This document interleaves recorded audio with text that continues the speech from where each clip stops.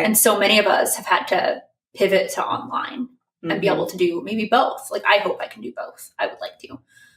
But yeah, evolve. And it doesn't matter what industry you're in. Evolution is so important because like this internet thing is exploding every day, like faster than we could ever imagine. Like, if you think shit's moving fast now.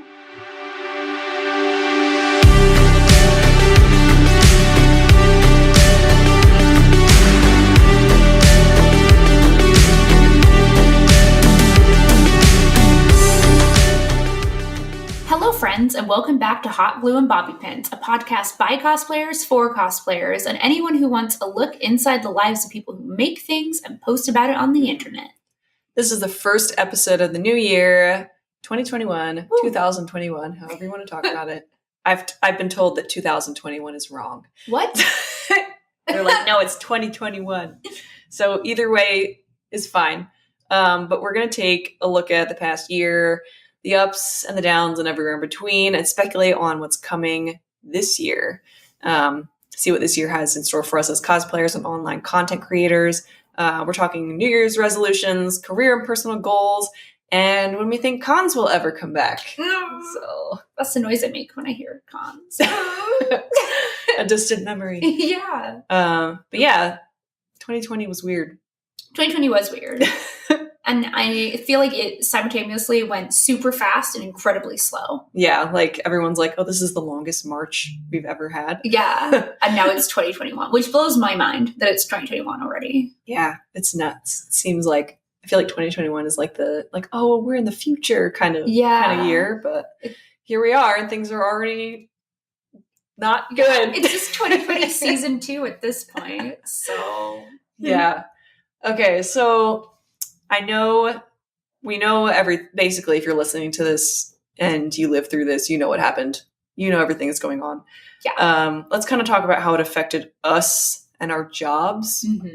Because it's affected every single person on this planet pretty much. Oh, yeah. And us included. So yeah, our industry, I would say, looking back, changed dramatically. Yeah. Dramatically. And I also did want to say Canvas Cosplay, he recently changed his handle to Philip. I can't remember the last. It's like Odongo? Yes. I hope I'm saying that correctly. I don't know. That sounds right to me. I don't know. But follow him. We'll put, I don't know, like he's in my story. So we'll find a way for you guys to be able to follow him. But he recently actually just did a little podcast thing about like, is the cosplay community or industry dead? Which I thought was a really fascinating topic. I don't necessarily agree, but clearly a lot of people in our position are thinking about like the way last year just altered everything we know about creative communities and the way they operate. Yeah. So I've been in this sort of industry, I guess, since 2013, and it's kind of gone a similar way. It started to shift. Like there was like the late 2000s era or whatever, and it's kind of shifted. But this past year has just it's been like an upheaval pretty much. Yeah. Because so much of our industry was based on events and in-person interactions, and we didn't really get any of that last year. And I don't know when we're going to be getting in the future. So I feel like a lot of companies and cosplayers and other creators have had to kind of look around and see what they can build up from where they're at and how they can move forward in that way. Evolving has been so important for people, especially if you do this professionally. Even hobbyists, like I know it's been very difficult for creative and cosplay hobbyists to like figure out like where is their hobby going, because like what people are interested in online has changed dramatically as well, because like we've had this influx of new people into the digital, ecosphere. Yeah. All the TikTokers. Yeah, new platforms. Yeah. Like Instagram is nearly unrecognizable compared to what it was a year ago. It's almost TikTok 2.0 because Reels perform best. Bad news for me, I guess. Yeah. I have to start making videos. Darn it. Well, that is one of my goals for this year. But one of the things, a hack I've been doing on Instagram, which is working, not necessarily for growth because that's wild right now, but I've been taking my photos and putting them in InShot and turn them into 10-second videos. So it's only the photo, there's nothing happening, but it's a video file and then uploading them to Instagram. And it's been building my views. That's genius. Like, wow. Evolving with the platform. That is a hack. Oh my gosh. But yeah, another thing that's really affected is a affected a lot of people's income. Oh, yes. So many people have lost their jobs, not gotten their stimulus, or I don't know, otherwise been financially hindered this whole year. And so people don't really have as much money to put into their hobbies. Like if they are a hobbyist, they don't have as much money to put into it. They don't have as much money to purchase items. And for us, it's like the fear maybe that, I don't know, there won't be many people to buy from us. It's like that meme of I think it's Will Ferrell, where it's like artists during whatever, and it's like, anyone want to buy some art? And like the city's on fire. Yes. Well, and I think that for me, the way it played out in my head was people are going to have to, so say people who use Patreon or OnlyFans, like to support creators on those platforms. Mm-hmm. Like if they supported 10 people in January 2020, then maybe by June 2020, they were like, okay, now I can only support 5. So were you the one that was going to get cut? Yeah. And how did you guarantee your spot in like the worthiness of staying? It's like the question of the century, how to keep yourself like relevant. Yeah, more so than ever, which is because it used to be you could go do a show and you get to engage with people in person. And I feel like that type of bond is so strong that would boost your online presence. Yeah. In itself. You had such an intensely loyal fan base, like that would just kind of gather at the shows and stuff because you did a lot of local shows. And it just kind of like kept building up and building up. It was like this momentum effect where just like each show was just like building more up. And then like the next show was like building even more up. But now with it online, it's not that way anymore. I mean, you still have the loyal fan base, but they just can't see you. Yeah, it's so different. But again, as we get into like how to adapt, like what is a way you adapted in 2020? Like what is? Let's see. So I guess putting more things in a digital space. Mm-hmm. I started a Gumroad website, like a Gumroad account where I sell digital sets of prints, because a big thing at the convention shows is selling prints. Like that made up a large chunk of my income last year. Same. And so I had to kind of fill that gap this year. So selling digital sets on Gumroad has been like pretty good, and it's pretty like easy. Like you just upload it and that's it. Mm-hmm. It's like no work, which is nice. It's like free money. Passive income. Yeah. I commissioned some stickers from Inkfall, which is a really great artist. She's really awesome. And I opened an Etsy store to sell things like that. I did open my print store a couple times, a little more than I usually open it. I think I opened it 3 times this year. And then I started streaming on Twitch again, which I hadn't streamed on Twitch in about 2 years. I used to stream in like 2016 through 2018. I stopped when my cat Milo passed away because he was such a stream staple and I just couldn't do it anymore. Mm-hmm. So it took a couple years, but I'm like, I kind of like, I'm at home. Why not? Why not try it again? Yeah. And like you had been having good success with it. So I'm like, maybe I'll just copy Sophie again. Not copying. No, I was just like, I saw how much fun you were having with it. And I'm like, well, might as well try it.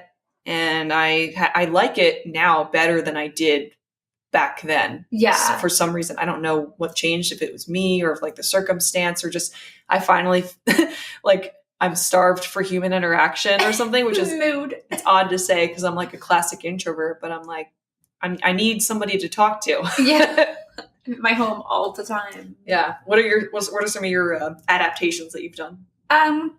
Pretty similar. I definitely, one thing I've started to do, so Twitch started streaming, which I really, really enjoy. And for me, that's definitely taken, because like guesting at shows like filled my battery. Getting to be with people and do like workshops and panels, like that would always like motivate me to go home and build again. And so I had to figure out how to like find something else that filled that gap. So streaming definitely did that for me. That was helpful. But I think one of the best things I did to adapt this year for my community was really get involved with Discord. Oh, Discord. Yeah. Because that kind of fills that gap of getting to like, because it's great when your like followers like comment on your work on socials. Thank you for doing that. But it's not as like intimate as like meeting someone at a show. Yeah. And I feel like Discord has really helped. And plus like like, I know you have a Discord too, and we Yep. have all these like channels that are like, you know, show and tell and animals and music and favorite animes, just all where people, your followers, you get to know them better. Yeah. And that has been powerful. Yeah, I agree. Mine's been a little bit like, it's kind of a slow burn, I guess you could say. I've always had kind of trouble with verbalizing, like that. I don't know how that sounds or whatever, but I had to like really encourage myself to like open up to people. Yeah. And so it was kind of hard for me to build a community where I wasn't sort of opening up. But this year has kind of inspired me to, I guess, nurture that a little bit more. And I've been putting a lot more work into my Discord, and I've gotten more people in, and I've like decided to just open up a little bit more with them. And it's been really nice. Like I'm really glad that I've been doing it, and it's been fun, and I'm excited to see it grow. It's like something new, I guess. So are you thinking about headed towards Discord partnership? I just did the whatever you have to do to kind of initiate that within Discord. So I'm hoping to reach partnership. That would be really awesome. I want to do that, but I went to initiate it, and you cannot have the word OnlyFans as one of your channels. Oh, so I'm going to change mine to like Oh My Fans. Oh My Fans. Yeah. But that's like a rule. That's really interesting. Yeah. I did not know that. I will keep that in mind. I want the cool like hair packages. Like I saw Mira and Bendo and all them got their little like cups. And stuff. That's so nice. I want one. Yeah, they seem like a really good company. So yeah, hopefully that'll be accomplished this year. That'd be really cool. Yeah. Let's see. Any other? I can't think of anything else right now. I started doing more, putting more energy since I was building less into merch stuff. So like I made that Witcher photo book, and I made some calendars, and I did all the designing myself because, you know, income. I don't want to pay somebody else at this time. I'm hoping to be in a position to do that next year when calendars come around. But I learned how to design them all myself, and that was a really fun project. And it was a lot of work, but income-wise, it was worth every penny. Like, I super suggest that if you are doing this full-time, you take the time to design or hire somebody to design photo books and calendars. And I think people can only have so many prints of you and stickers, right? So I've been trying to get creative, and that's been very, very fun. That's so interesting because I think one thing I need to do next year is to not be so pessimistic, because I feel like my brain just assumes a lot about people. Like I assume like, oh, there's so many people that do calendars. They're not going to buy my calendar. Why would they buy my calendar? Because you're like April Gloria. Well, like so many of my friends do like really nice calendars, and I'm like, why would they need another one? But I guess, and like the same thing for like books and stuff. But I think I need to kind of put some of that. I think also this year has kind of changed that sort of thing. Like maybe in years past, maybe there was like calendar fatigue or something. I don't know. But maybe this year it's kind of changed, because I know you said people were asking about calendars. Yeah. So. Well, and I figure like sometimes people have a couple of different calendars. Like I've had people buy my Cosplay and Boudoir one. I separated them, which is really cool. But I feel like, so like your followers, like your audience, like there's going to be a percentage of those that didn't buy calendars from anyone else. Because maybe they just weren't interested in that specific item. But then you would be like, here's the April Gloria. And they'd be like, that's the calendar I want. Okay. And it's just, you know, meeting those people. That's true. I feel like I'm learning a lot about like kind of opening myself up to new things. This year. But yeah, I did do stickers this year, which was really fun. And I've had pretty good luck with those. People really like them, and I love how they look and everything. So I'm actually getting ready to commission a sticker from Rachel Wrong does my stickers. She doesn't really have socials. She's just a friend of our sister who does Lovely Shibis. But I'm going to have her do a Vex and Keyleth of us. Oh, cute. For my patrons. So I think that'd be cute. That'll be really nice. But yeah, I'm trying to think. I guess we'll get into it later when we talk about our actual goals. But I have been kind of trying to brainstorm some different merch ideas too. I also did playmats. So, you know, like people are getting very into like tabletop gaming more than ever. And so I put like some Vigar images and some, because people also use the big playmats as mouse pads. Yeah. And I found a creator on Etsy who makes, so like, I guess that kind of creates a little bit of economy, right? Because I sell my image on them, but when people order them, I then go and buy them from this maker on Etsy. who does, I'll send the link if anyone's interested, just contact me, but they do big play mats, and I think they're $7 a piece. Wow. So it's a great price for everyone involved. That's great. I definitely need to start doing that. Let's see. I guess we could talk about the negatives, the people who like could not adapt, I guess. And I would definitely, I've watched so many people leave yeah. The full-time creator industry, not by choice, by circumstance. And that is really hard to watch, because that could have been any of us. Yeah. Like, I was really positive. As soon as I remember I was at GalaxyCon Richmond, it's the only show I got to be a guest at in 2020 before the pandemic. And I just remember leaving that show, and that's when everything kind of started. Yeah. And I remember being like, that might be it for me. Like, I might not be able, because I hadn't really built up much of I had an online presence, but it was all to push people to come and see me at the shows. Like, it was my whole thing. So I just remember standing there and like kind of thinking like, oh, this might be over for me. Yeah. Did you have any like moments where you were like, oh no? Well, kind of. I had kind of some low months on Patreon and OnlyFans. And that's always super, I don't know, nerve-wracking, I guess, because I don't know, you kind of get comfortable in your income, even though our income varies so much, you kind of get comfortable with like a baseline number that you're used to getting each month. And when you don't get that, you start to get very stressed. Anxiety. Oh my gosh. Yes. I'm just like, man, what if I can't make costumes anymore? What if I have to start like doing this or that or whatever? I might have to go get a different job out in this economy. Yeah, which also was failing. Yeah. So everything was scary. So I guess it would be, I want to say like in the summertime, I was kind of stressed a bit. And in the fall I had some times of stress as well. Now I feel a little bit better for some reason. I don't know what it is, but I've been feeling just a little bit better about stuff. I'm ready to like try again. I think our economy has stabilized. The creative I feel that as well. I don't know, I might be talking to my ass, but for me, I do feel like over the last 2 months, everyone's kind of like, okay, in our specific economy. Yeah. I mean, we all know what's happening right now in Washington, but yes, we're recording this on January 7th. 7th. Yeah. So yesterday was the day. Fun times. Yeah. But yeah, I do feel like in parts of our industry, I feel like people are starting to kind of pick themselves up and sort of be like, okay, so now the worst has happened, maybe. I don't know. Oh, please. Fingers crossed.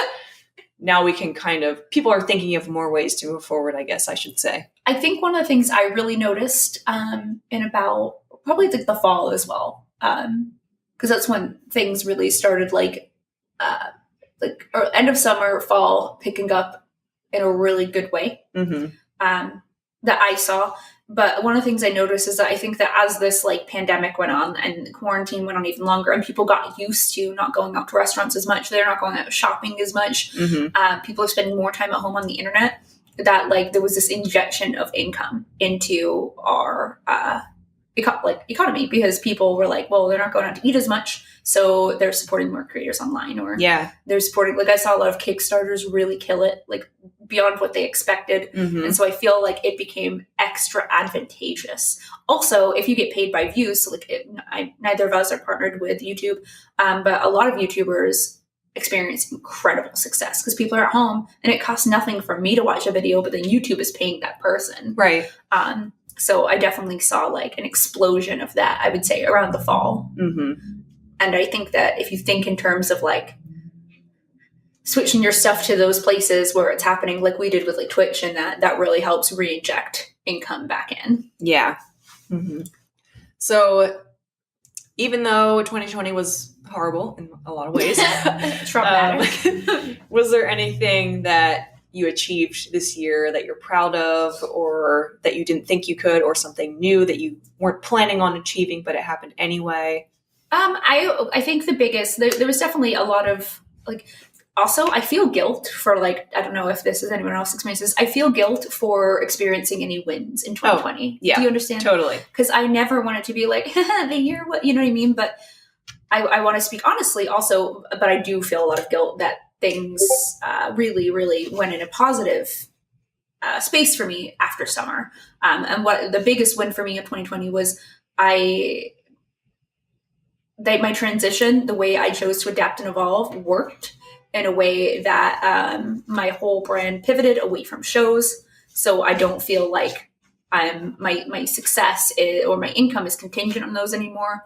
And I actually ended up making more income from the adaptations I made. So for me, it was a huge turning point for my brand because now I know that I can survive difficult situations. Like I'm doing the right thing by my followers. They're like, I'm providing them content that they feel worthy of, giving me their expendable income for. And so I think that was just the win for me, is that my brand made it, survived, and thrived. Yeah. And so, and then not a lot of, like, I feel a lot of guilt for that because I watch so many people around me. Yeah. Like we talked about that, of 10 people, well, when you can only now support 5, a lot of, like, I would say, I don't know, did you see a lot of people kind of like end their cosplay journey? Because I kind of felt like I was watching it in like slow motion all year. Yeah. I mean, I saw, I want to say, I don't really remember any specifics. I guess I would probably have to think about it. But, when I'm on the spot, I can't think of anything. Yeah. But I do remember seeing people struggling a lot, having to take breaks. Yeah. Or, I don't know, having to step back a bit. Were there any specific industries that people had switched to from cosplay that you saw? I don't know specifically, but I do know some of you guys may remember Missy Mayhem. Did you ever meet Missy up Yeah. Yeah. So Missy Mayhem did something, I think, really brave. Oh, this yes. year. Yes, I remember. I saw her video. Okay, So- now my brain's waking up. Go follow only Marceline on Instagram and Twitter and Twitch. She quit cosplay entirely because she was very honest. Basically, I don't want to butcher her message. Please go check out her YouTube video. But TLDR, basically, like, cosplay was making her very unhappy. She felt like she was doing it just to, like, do the thing. It was taking away parts of who she was. Mm-hmm. So she very bravely, as a full-time cosplayer, pivoted to something entirely new. Yeah, she's doing lifestyle now, right? Yeah, lifestyle. But like the art that her and her husband, I believe, are, like, the imagery and the videos, like their art style and the Photoshop work they're doing is stunning. Ooh. Like, it's just so cool what she did, and so brave to do that in 2020 of all years as well. Yeah, that is. Oh man. Like, that's brave any year, but I super recommend checking out only Marceline. Yeah, I'll have to refamiliarize myself because I remember I saw the video, her exit video. Yes. Or whatever. Yes. Oh man.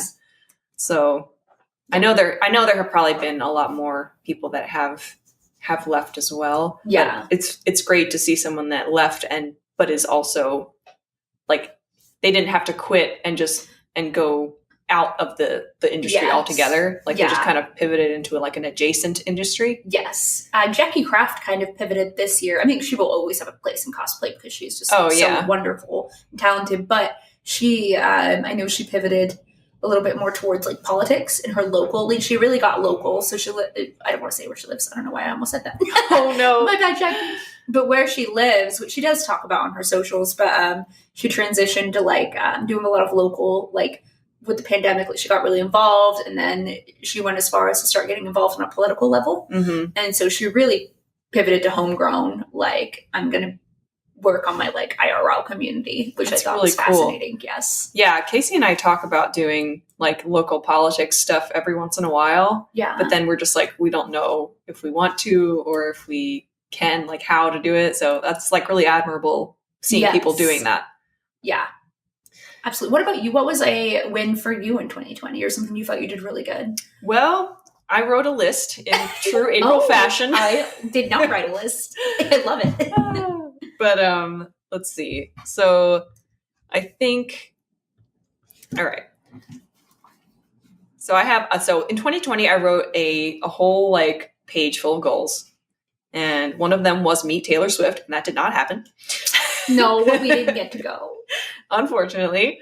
But, there's still time. Taylor, call me, please. But I did not achieve all of them. But the ones that I did achieve, I really wanted to further develop my body paint skills. and I did a lot of body paint this year. So that was a good one. I had a goal of not buying materials in an impulsive manner. Oh, it's a good one. Yeah, I would think of a character and I would be like, oh my gosh, I need to cosplay this character at once. And I would order a wig and shoes and then never do anything again. Oh my God, it's so clever, sidebar, to order your shoes with the wig, because that's always what I forget. Oh, shoes are always the last on my... Yep. Gotta get them shoes. Shoes. Shoes. So I think I did pretty well. I made less costumes this year than last year. I think I made 8 costumes this year, and last year I think I made like, I'll have to look, I guess, because I usually tally it up every year. I don't know, like 12, 13. Yeah. But which is fine. Like I was fine with doing less, it's probably better financially. Yeah. And one of the goals was to make a high quality costume that I would feel confident being examined by a judge or for, whatever. I don't know the sentence. I didn't do that very well. And I think that my Keyleth costume is that. It's not, I would not enter it into a competition because competition worthy costumes have to, I don't know, it doesn't have as many techniques and stuff that you would need to place in a contest these days. But I think the quality of it is solid. And that's more of what I was thinking about. Like if I'd feel confident with somebody flipping the seams or looking closely at the seams, things like that. We kept the podcast going all year. That was a goal. And I got my craft room set up, so that was good. And it is beautiful. Yeah. Some other goals that I hit were like more personal goals. I started therapy this year, which was a goal. Yeah, I got a guitar and I started learning. I was consistent with my fitness even through 2020. Work out at home. I got my little hand weights, things like that. So I did that. And one of them was to get in a better place about being seen in public with minimal to no makeup on. Yeah. And masks helped me so much with that. Oh my God, praise masks, honestly. Yeah. For real. I saved so much money on makeup in 2020. Yeah, I know. I was like buying foundations and I'm just like, why am I buying these foundations? Yeah. I'm not going to wear them. I don't need them. So I was really happy about that because makeup, as we talked about in last stream, that's always been kind of a struggle for me, being seen without makeup on. Mm-hmm. So, but there were some goals that I hit that I did not write down that were just extra. I guess that was the whole point of this conversation. Darn it. But anyway, I guess now you guys know what my regular goals were. I love it. Okay, so the extra things that I did this year were I started streaming again, and I reached 50 subs, which is a nice round number. I liked that. And I started an OnlyFans this year in January, and I closed out the year with 200 subs on that, which was a goal of mine too. Hell yeah. And I also got my PC set up to stream games. That was something that I've been wanting to do for years, and I finally saved up the money and did it. So for the Skyrim streams. Yes. Yep. I can now stream my favorite game online. It's really great. But I think that's about it. Yeah, I guess. Oh. There's some cats over there. Yeah, my children are being sassy boys. Aww. I'm trying to think what I had for personal goals last year. I think most of it was just like I struggle with a lot of like self-confidence, like body dysmorphia, and even my eating is disordered. I don't like to say eating disorder, but my eating. Yes, I have disordered eating.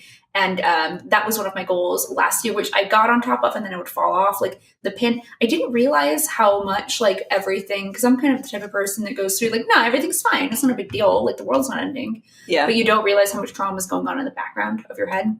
So realizing that and accepting that in 2020 was huge for me. Yeah. And so my goal actually for 2021 is to start therapy and be really real with myself about the fact that like some days I will go 3 days without eating. Yeah. And then I get to a good track where for like a month or two, I'm like on it. And for what I got to figure out what the trigger is. And in 2020, I spent a lot of time trying to find that. And I think I found it. So now I'm going to take that to therapy and be like, ma'am, like, what do I do with this? Yeah, what do I do with this information I have? Yeah. So that's my personal goal for this year, actually.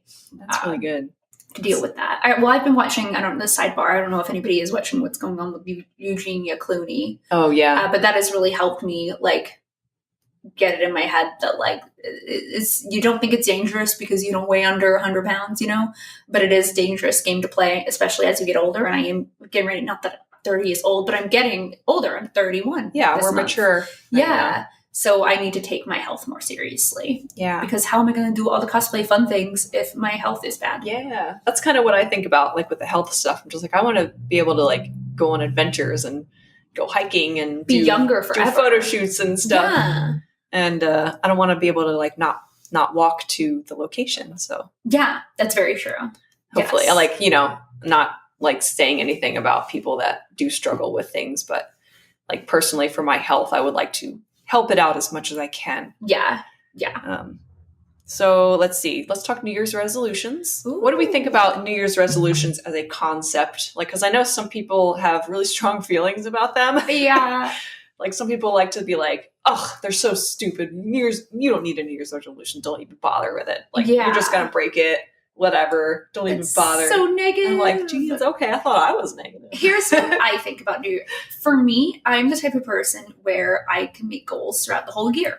So it's more like ceremonial to be like, my New Year. But I know people, IRL, who are not personality driven to make goals. They struggle with that, like in their brain. So having something like a New Year's resolution works for them because it's like a forced goal making time. So their brain allows them to go, I can make goals now, because throughout the year it may be something that gives me anxiety to do. Yeah. I think that we shouldn't like poop on people. Yeah. It works for them.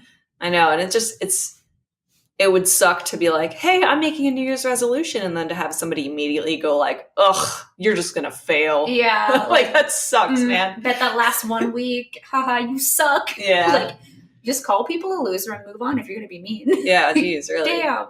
But have you always done New Year's resolutions? I feel like I might. I'm not sure. I'm trying to think, because I know I've made them before, and I don't know. It was probably something like, I'm going to get a boyfriend this year in like high school or something, and it probably didn't happen.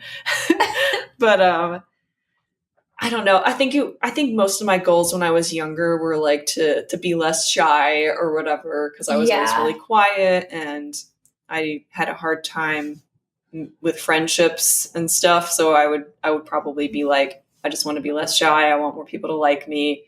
I will make 3 new friends. Yes, I want 3 new friends, and I want to not. I didn't like how I looked, so I was like, I don't want to be ugly anymore. Oh, that was always in like middle school and high school. Like, yeah. Next year I'm going to look the way I imagine I should look. I know.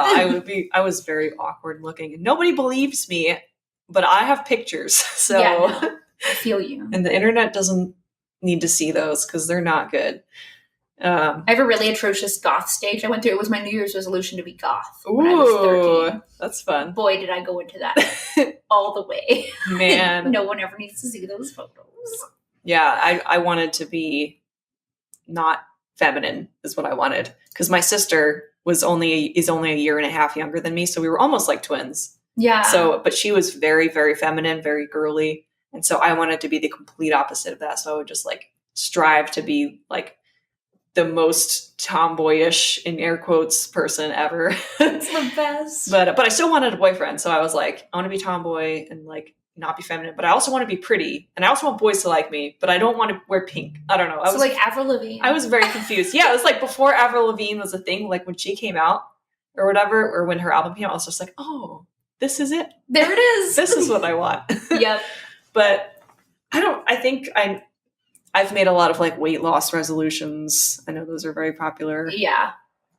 I don't know. I was very not like everybody else. Like everyone says, oh, you're just going to quit. I did do that a couple times. So I would work out a little bit throughout the year, but not actually like my weight fluctuates a lot. Yeah. And so I would never get down to where I wanted. And I think I had unrealistic goals of where I wanted to get down to. I was like, I want to lose 30 pounds or something. Like, you don't need to lose 30 pounds. I remember I had a New Year's goal. So when I was 21, I really struggled with anorexia. I got to the point where I was about 98 pounds when I met Sam. It was pretty. And I was like covered in bruises because I had no nutrients. Mm-hmm. But my New Year's resolution that year was to only eat 500 calories a day.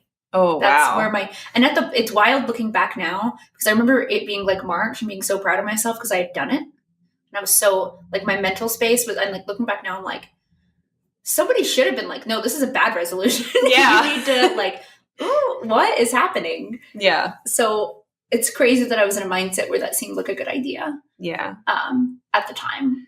And I think that's one of a good point is like you just said, Emmy, is like the New Year's, if you're going to make New Year's resolutions or goals in general, they should be attainable. Yes. They should always be attainable because don't set yourself up for failure. Right. Like I remember one of my goals one year was I really wanted to like lose weight, of course. And so I told my friend, I was like halfway joking, but halfway not joking. I was like, man, I'm just going to put up a picture of a Victoria's Secret model on my fridge and just use that as motivation so I can get my butt in gear and not eat too much food or whatever. And she was like, that's probably not a good idea because that's not even real for one. Yeah. It's Photoshopped probably. And two, it's not attainable. Like it's not attainable for hardly anybody. And that's not you. No, and it's not me. It's not my body. I'm not 6 feet tall. Like I'm not built like those people. And I'm not the things they have to do to get that look are like things that I'm not willing to do. Like I'm not going to do like eating 500 calories a day. Yeah. Like I'm not going to eat 500 calories, like a couple leaves of kale and like a piece of salmon all day. Yeah, no. And kill yourself for it. Yeah, like it's not anything. And it was kind of like a light bulb. I was just like, I was kind of like taken aback, but I was like, oh, you're right. That's totally right. Yeah. Like I shouldn't be like, that is setting yourself up for failure. Yeah.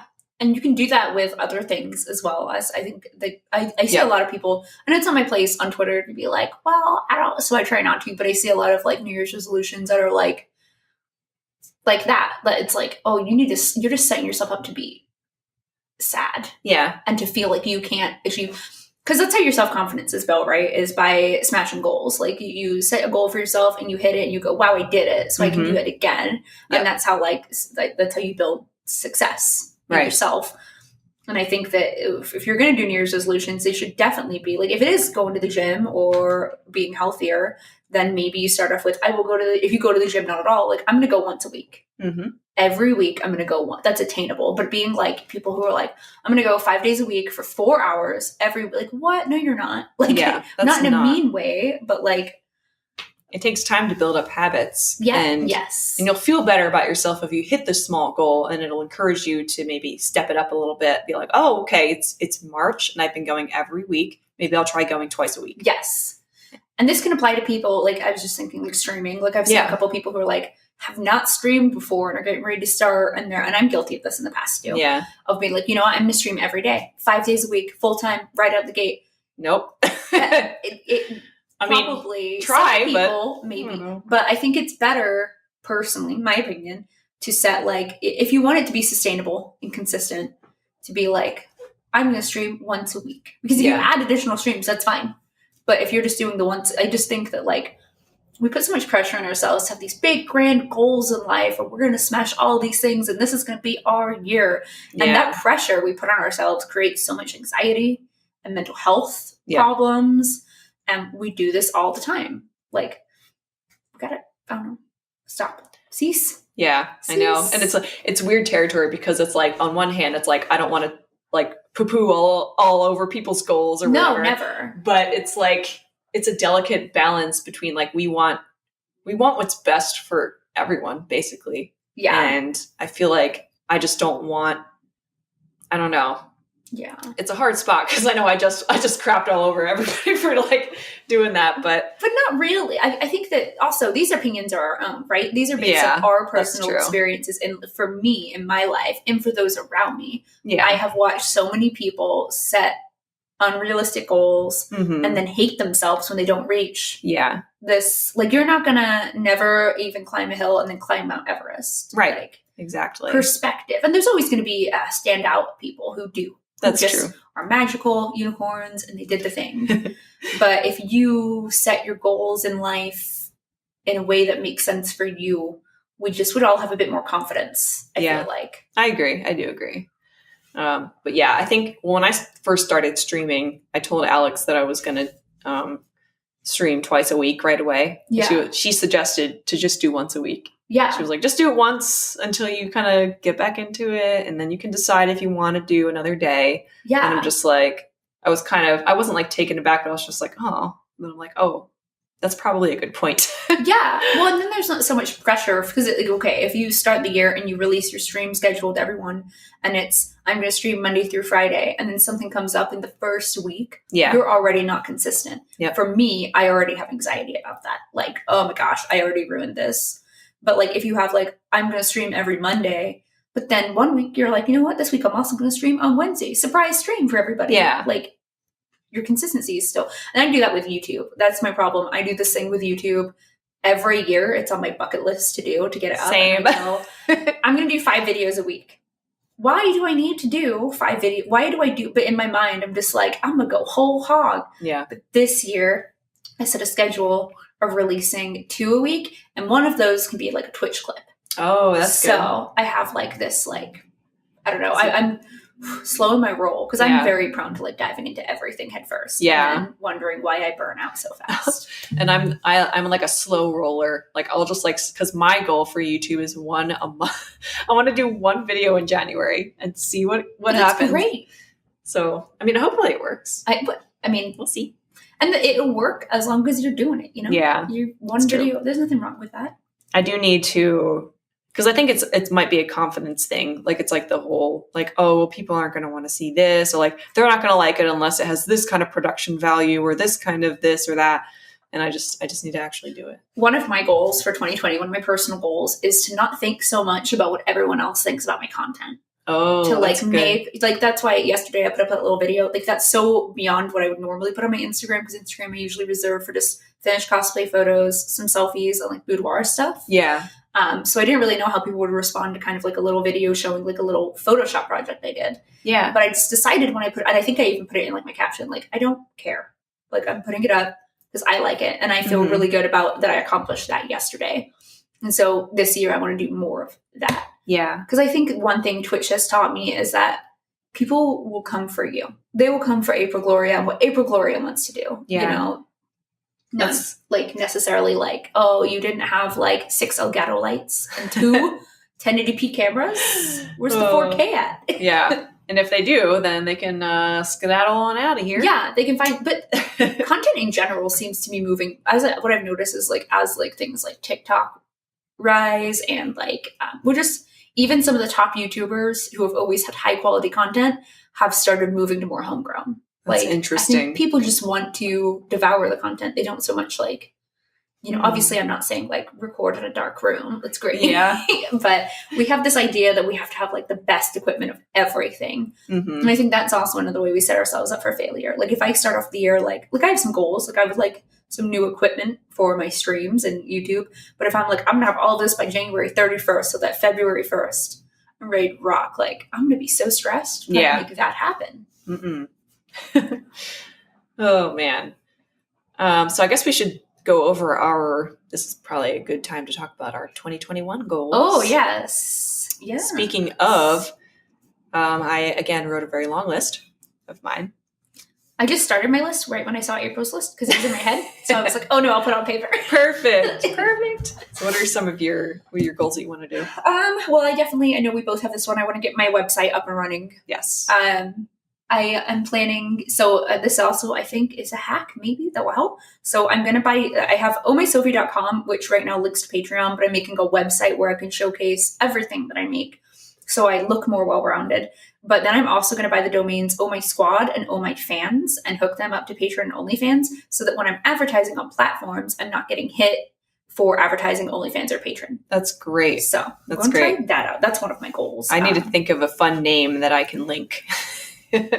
April's Pals. April's Pals. And April's Buddies. Only April's Pals. Only. I don't know. Oh my God, Only Pals. Only Pals. But you have Oh My Pals.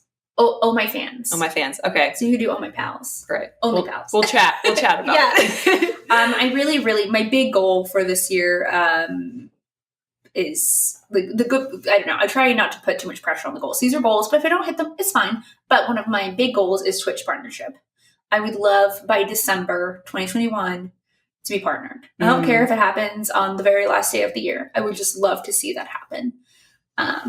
So those are, and then I've got like follower goals, and we've discussed those, and I've got financial goals for sure. Yeah. And I think that I just want to note, like, because I'm sure a lot of creators have financial goals, like make sure those are legit, like pretty obtainable. Yeah. Because otherwise, like stressing yourself out about money is never a good idea. No, it's not. It's not. But yeah, so Twitch partnership, get my website up and running are really big ones for me, and YouTube. I really would like to, I have a goal of by the end of the year having 10,000 followers on YouTube or subscribers. That's a little bit lofty, but that is one of those that I'm not so emotionally attached to. Like if it doesn't happen, then that's okay. Yeah. And then I would really like to hit 100,000 people on Instagram. It's definitely more difficult than ever, but I do feel like that's attainable. And then I would like to get onto TikTok. What's that about? Because it's doing all right now, you know. I don't know. We're gonna figure it out. Yeah. What about you? So I definitely have some number goals. My number goals are kind of loose because it's kind of like numbers that I would like to hit, but I don't think that I'll actually hit them. So it's just kind of like it would be cool if I hit them, but it won't affect your mental health if you don't. No, like Instagram, I'm at 112. I'd like to be at 125, but I have not really grown on Instagram in like 3 years. So yeah. I don't think I'm going to go much of anywhere. We'll see, though, I guess.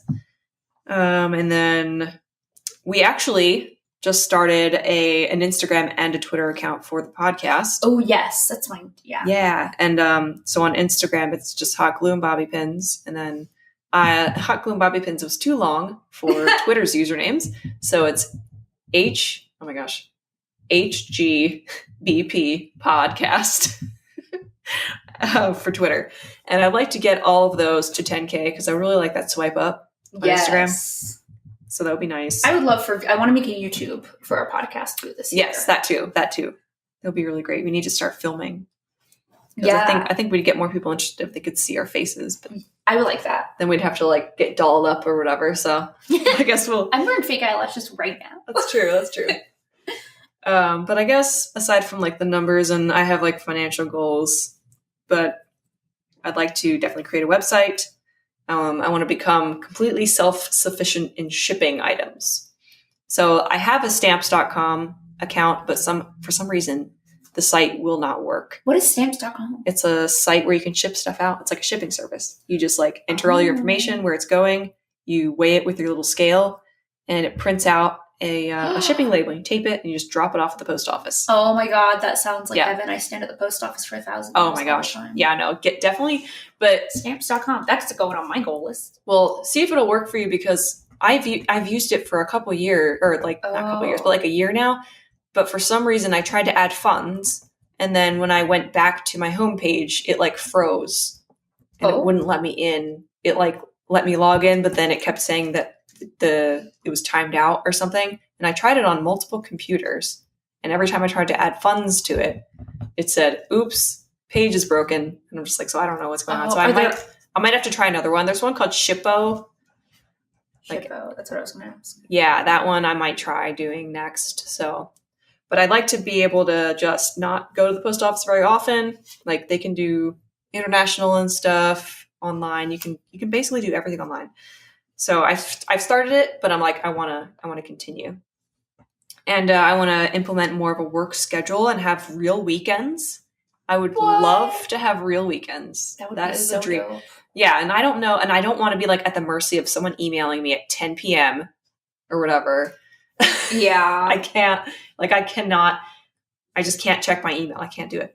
So I really want to have business hours, and when I interact with like businesses and do correspondence and everything. And then I have hours when I do not, because I need that separation, because I will work until bedtime. Same.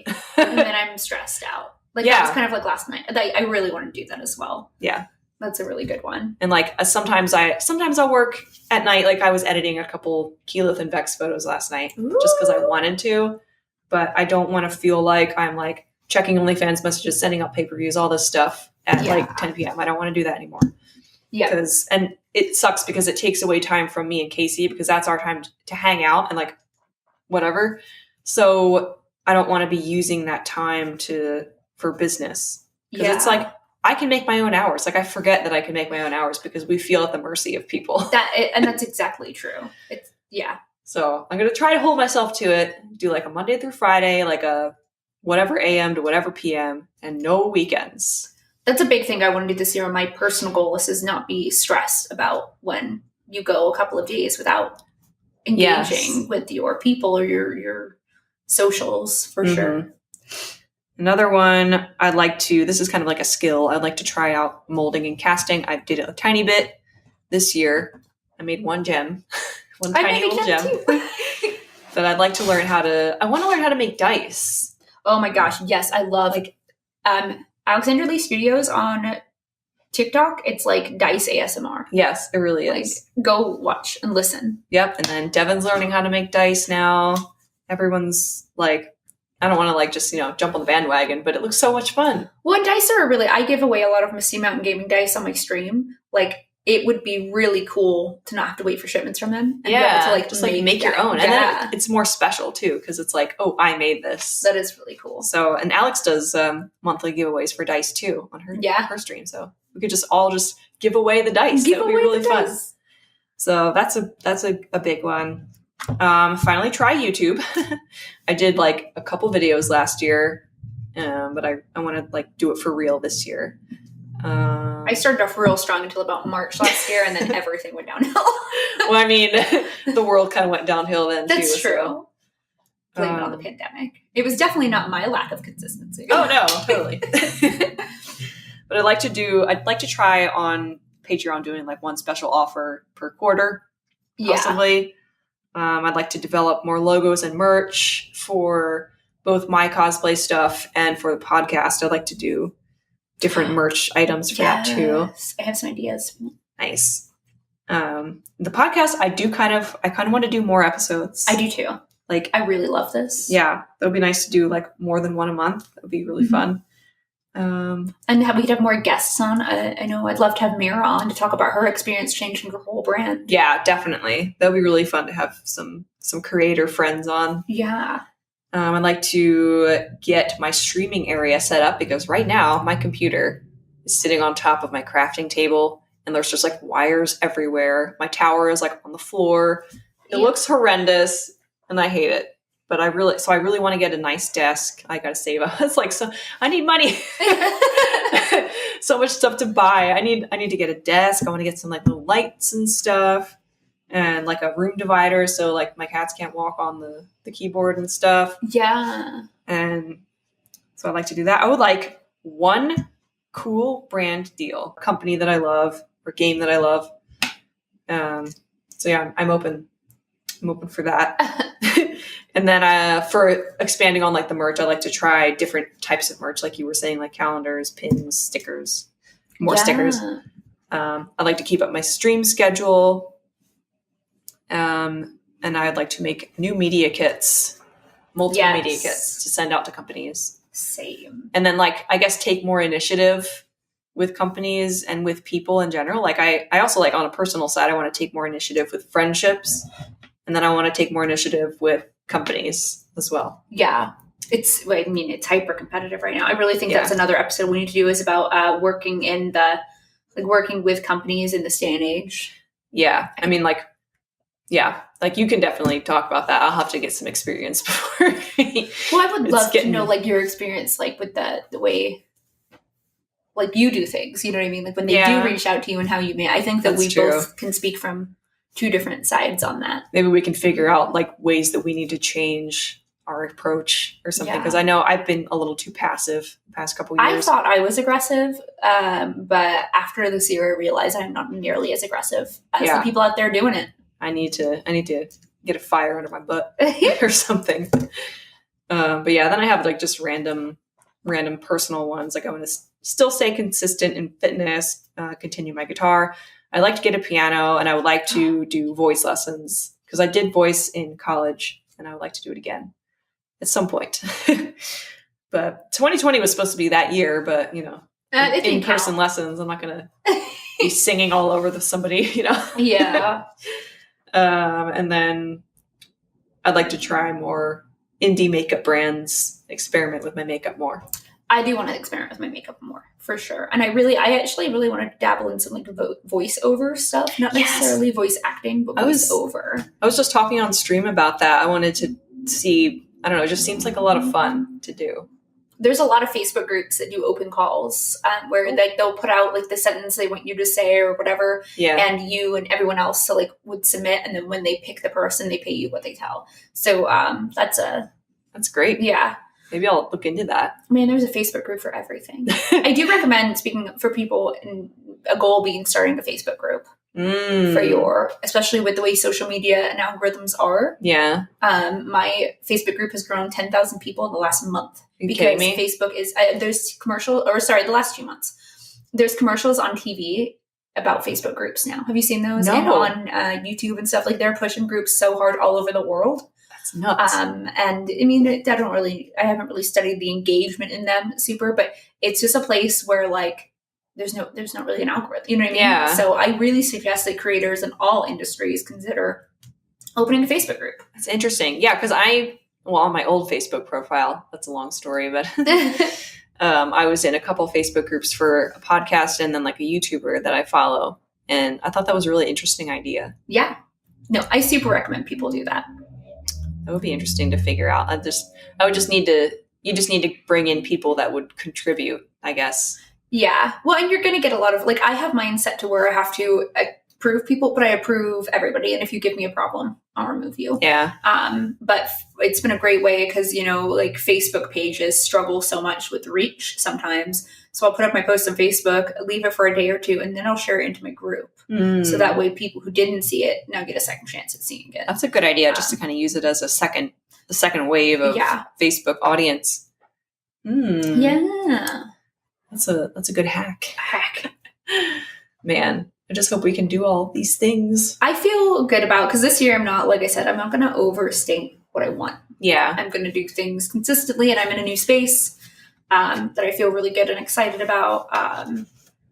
One of my goals last year was to compete, obviously COVID. So that's kind of one of my goals this year again, is I just want to place, and I don't even care if it's like judges award, but I just want to place in a contest. I'd like to do that someday. I don't know when. Well, it looks like it'll be virtually again this year. Right. Oh, man.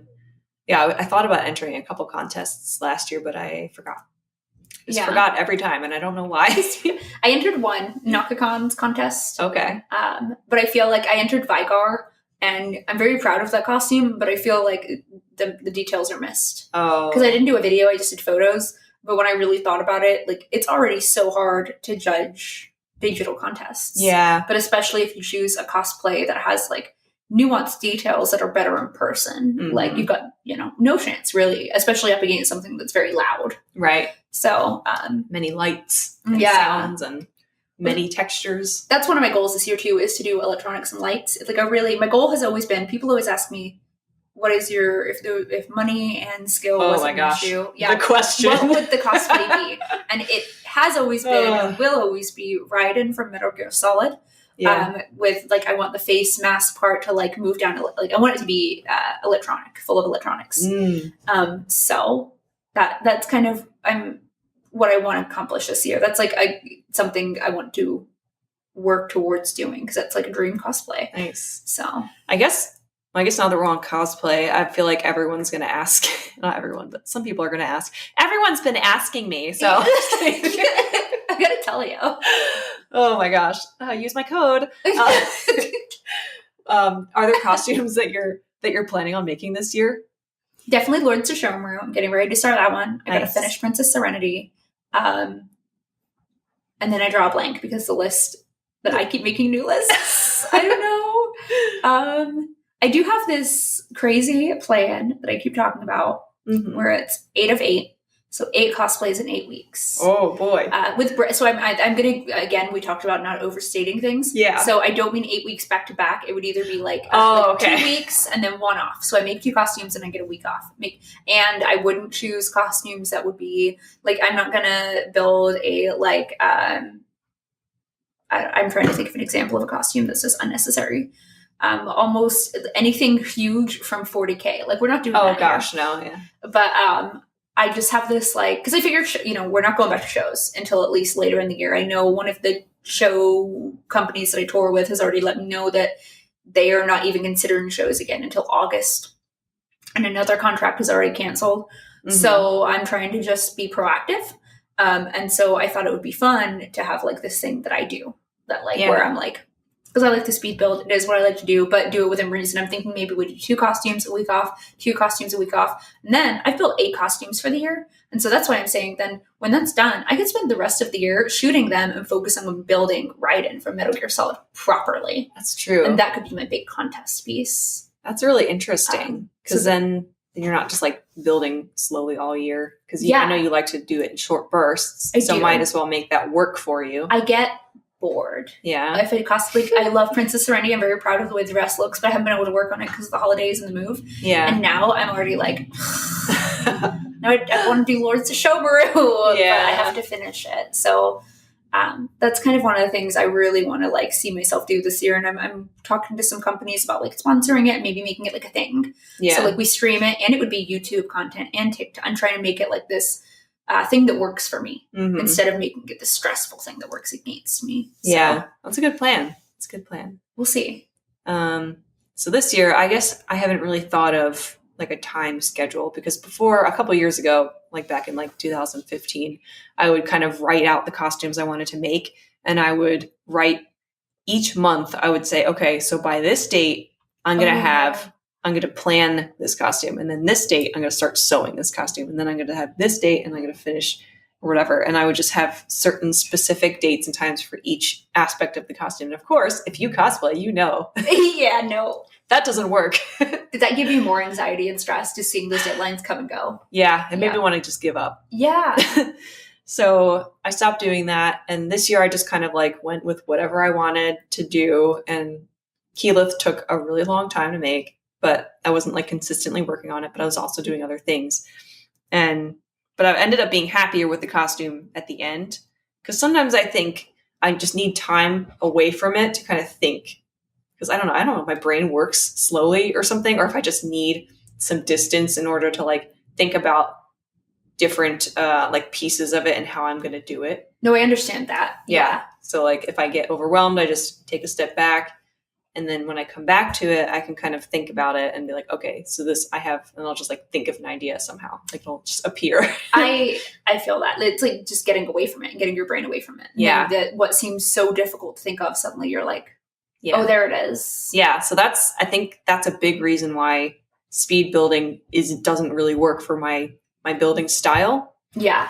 Which I always like wish that it would, but it just stresses me out. I think all the different building styles in our community are so wonderful. Yeah, it's interesting. Yeah, we should do a podcast all about that. Have some different people on. Yeah, just be like, I built a costume in a day, and I'm just like, my brain just stops working. Does I know? I cannot believe he does that. I like to speed. When I say speed build, I mean like a week or two, right? Like, to me, that's speedy. Yep. You got Night Mage out here, like, finish 2 costumes in the last 30 hours. What? Like, dude, bro, and with a full-time job. Yeah. Come on.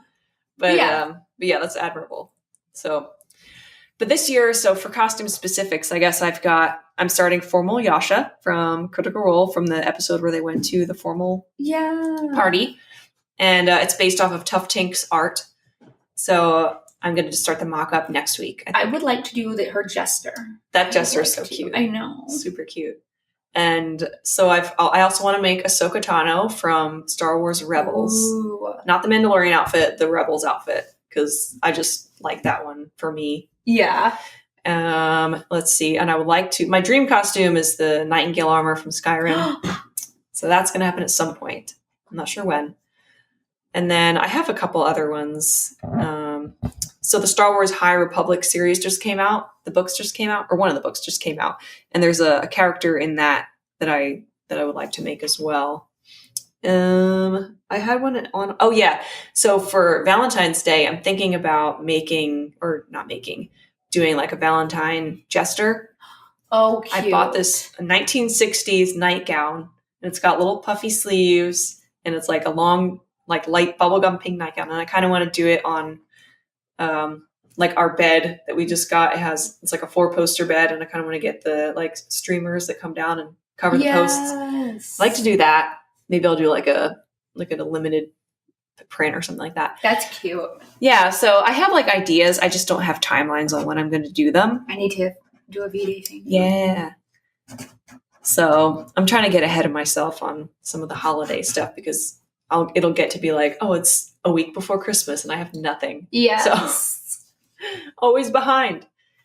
But I'm trying to like not put as much pressure on myself for like regular costumes. I don't know. It's just a really weird balancing act with everything that you're doing because it's like costumes, but also photo shoots and editing photo shoots and also posting things on OnlyFans and doing pay-per-view stuff and streaming as well. Yep. And because like when you're streaming, you're not really working on anything. No, I can't. I try, but I talk too much to do anything. I know. And so I'm like, okay, so I'll play a game. And it's nice because I get my game playing in. But then it's like, now I'm not making costumes for 4 hours. Yeah. I think that one thing I did last year that I was really happy with is I backlogged a lot of content. Yeah. So I would do like those mass shoot weekends, which were really stressful. Yeah. But then when the beginning of each month came, I had content ready. That's good. And I'm just about out of that content. I used to do that.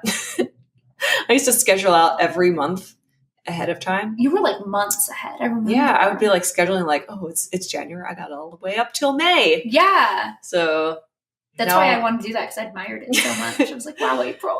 Now I feel like it's so much harder to find time to edit because I'm doing so many things. I do hate editing. That's one thing I have started doing last year was paying like Operation Shutter to do some of my edits and stuff. And that helped so much. That would be nice. But I recently just learned some new editing techniques that I really like. And I edited that the Christmas series set. Mm-hmm. And that I was very happy with how that came out. So I'm kind of like my fire. I used to like say like I hate editing so much, but my like passion for it or the fire for it is kind of returning a little bit. That's good. That's good. Bit.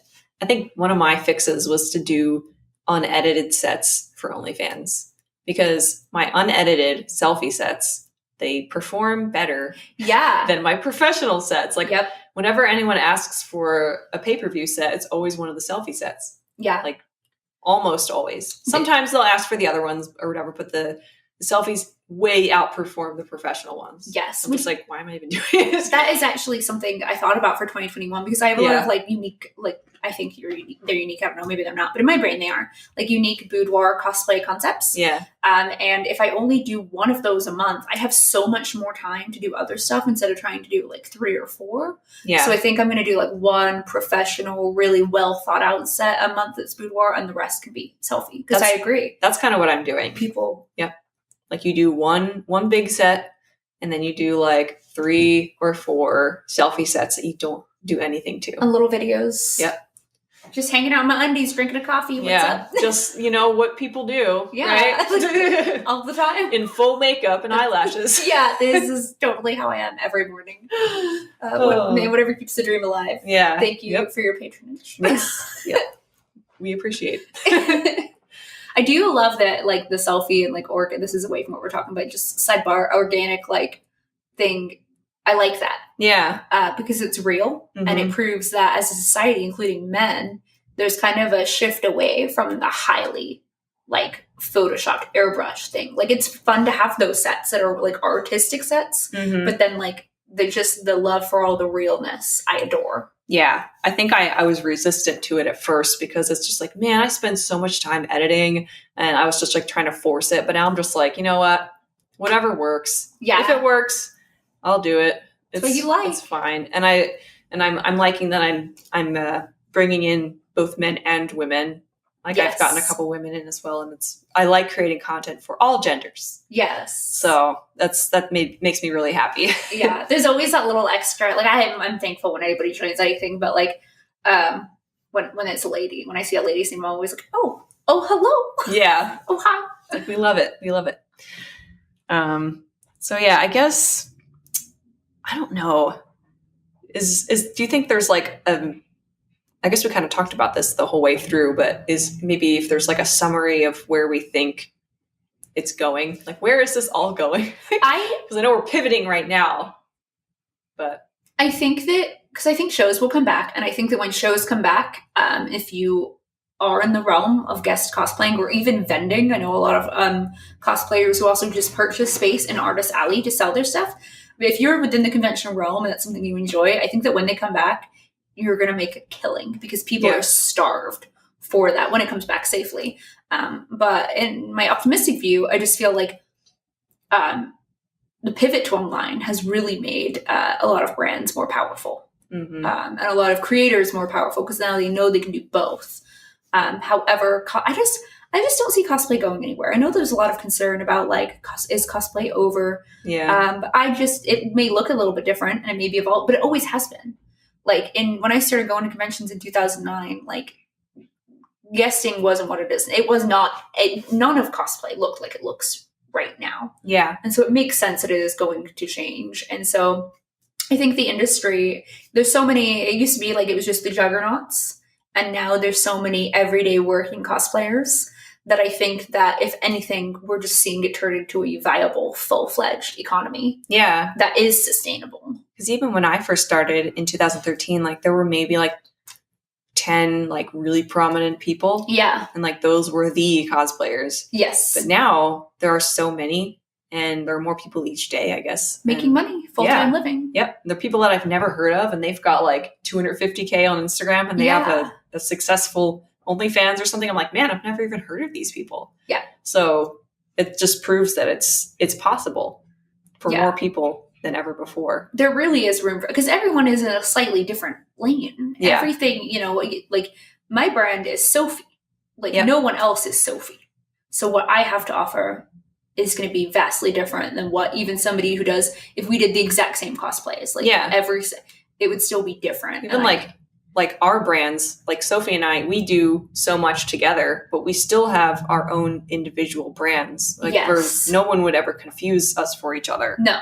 And that's a good thing because variety, you know? Yes. And every person wants, like, I know there are some people that subscribe to both of us, but it's kind of like something you have to accept. No one's going to subscribe to everyone. Yes. Like everyone is not going to subscribe to you. You just have to find your people that will subscribe to you. Yeah. Because they are out there. Yeah. And that's exactly that. And now is like, I would say, like, obviously last year was a little wild, knock on wood, like we're heading into a better place financially for the country and our world economy. But I would argue that it's sort of like a renaissance again. Like now is the time to like where the opportunity is there again. Because there was for a little bit, I feel like where the bubble kind of closed in. Yeah. And like those of us that were in it, but there wasn't a lot of space. Not necessarily, there was space to like guest and be there, but I'm just talking like making viable money. Yes. And that space is wide opened again. And I would say the sex work community is having that renaissance right now. Yeah. Like, and they're being legitimized in a really big way. And I keep seeing people have erotic or ero cosplay in their tags more and more. So there's like this whole separate industry building. Like cosplay is splitting off into more and more branches. And it's just fascinating. Yeah. I love it. It's so interesting to watch. One day someone will write a book about this. Yeah, I know. That'd be great. I hope we're in it. Oh, hopefully. But what about you? How do you see cosplay, the future of cosplay?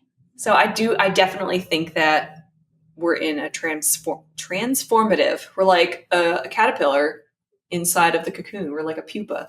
A pupa. I love that word. But I definitely think that we're in a transformation stage. I think there are going to be just different innovations popping up all over the place. Yes.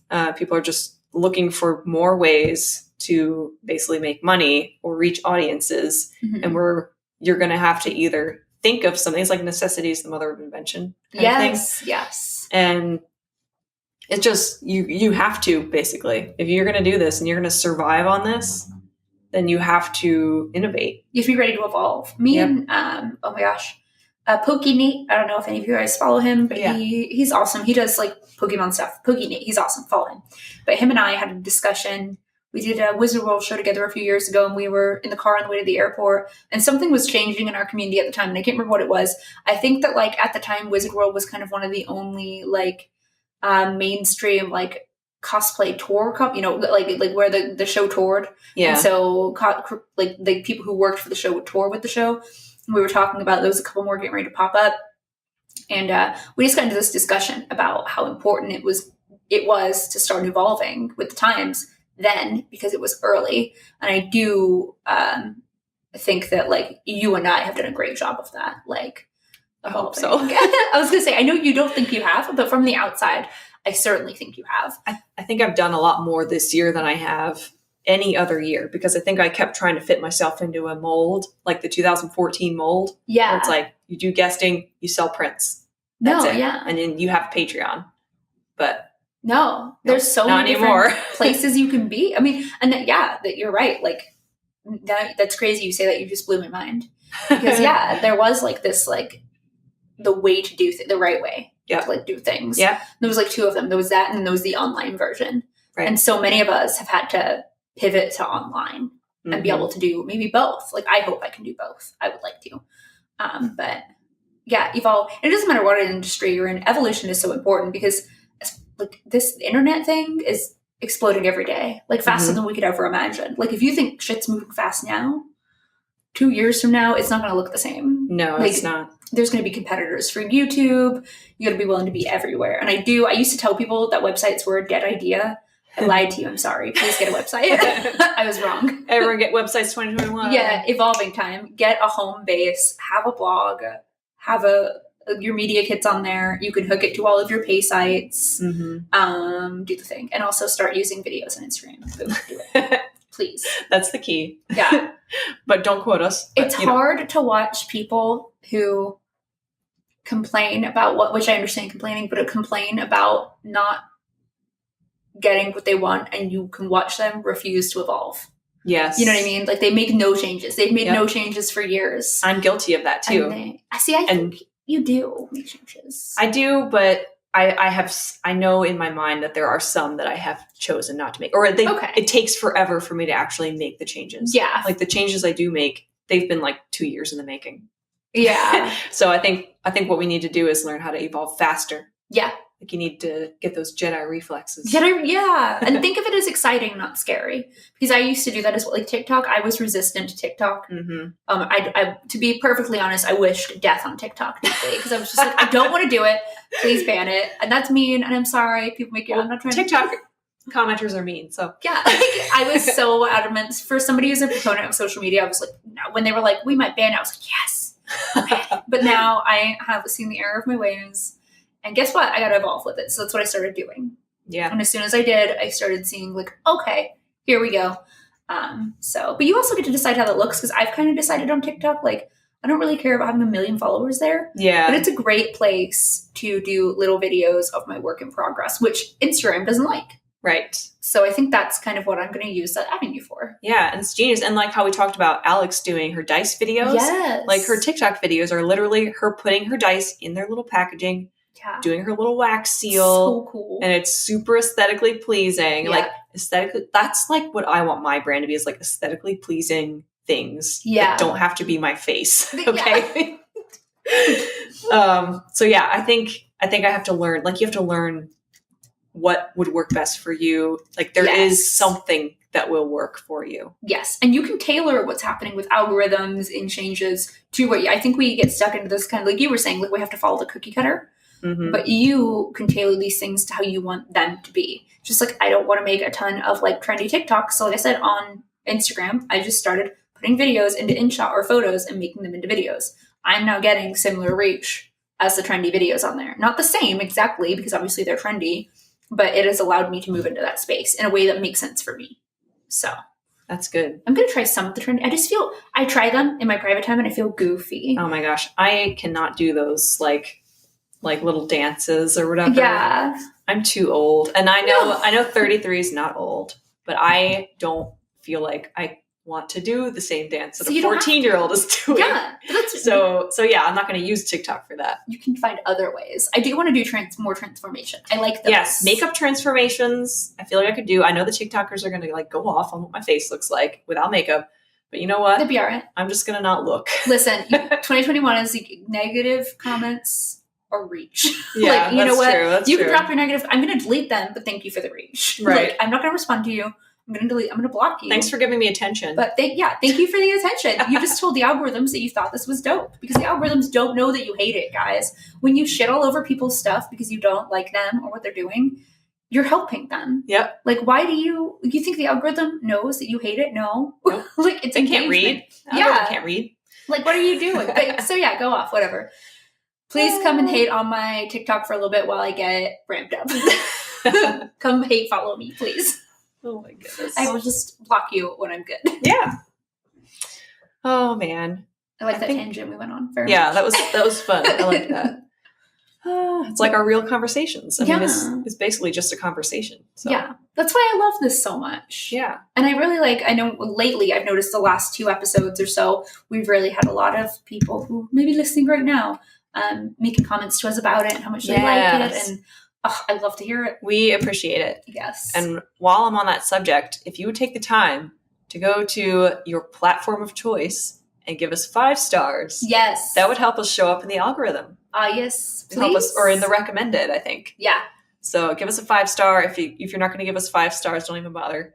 And if you don't know what to write, just put jinkies. Jinkies. No, just something. You guys are cool. Dope. Whatever. But yeah, we appreciate your positive feedback, and we appreciate your 5-star reviews. Yes. We love it. Love to hear it. If you don't want to give us 5 star, you don't have to review. It's fine. Yeah. But I think that about wraps it up. I think so too. I mean, we could always talk longer, but talk forever about all of these things. I have so many new ideas for other podcasts I would like to do now. So I like the idea of us doing these more. Yes, I agree. Yeah, let us know what subjects you want us to cover. Like, I have an ongoing list on my phone.